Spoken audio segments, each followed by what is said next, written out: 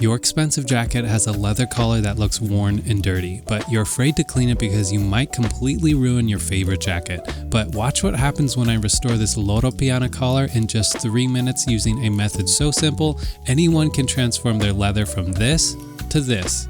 Hey guys, my name is Evan and it's my goal to share the skills and tools needed to love your leather. Let's jump right in. Leather collars often get neglected, especially when they're part of mixed media clothing, just like this jacket. It can become a source of anxiety. Why? Because you're worried about damaging the leather or the material around it while trying to clean it.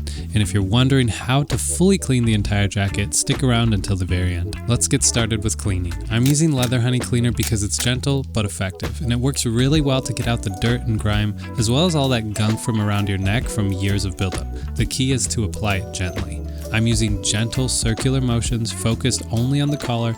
That way I'm protecting the fabric around it. A key step here is to gently wipe off all that grime, but then you want to switch to a new side of your cloth so you don't just wipe back in the dirt you took off. You'll want to repeat this multiple times, and depending on how dirty your leather collar is, it may take a few rounds. And once you've wiped it down, just let it fully dry because this is crucial for our next step. Now on to conditioning. Now that the collar is fully dry, it's time to restore those necessary oils to keep things flexible. I'm going to be applying Leather Honey Leather Conditioner, which will deeply penetrate the leather rather than just sitting on the surface and getting sticky on your neck.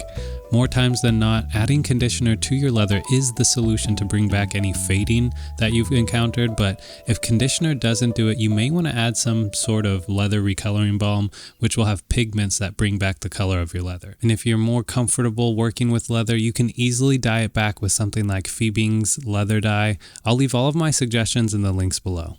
It's also worth noting that if you choose to use Leather Honey Leather Conditioner, it will slightly darken your leather at first and be a little tacky. But just follow the instructions, let it dry for at least 24 hours, and then wipe off any excess. It will dry to the natural color as well as make your leather feel rejuvenated and supple again. Now, if your leather is really faded or dry, you may want to apply a second or even a third layer if your leather's able to absorb it. Now, we are almost done, but guys, drop some comments below if you'd like me to make a full video tutorial on how to clean the inside lining of a leather jacket at home. We are almost done, but I wanted to mention that this specific method of cleaning and conditioning your leather jacket helps keep its natural patina. It restores value and it makes it comfortable again without having to spend a lot on dry cleaning. Now, check out that difference. In under 3 minutes, just a few simple steps to bring your jacket back to life.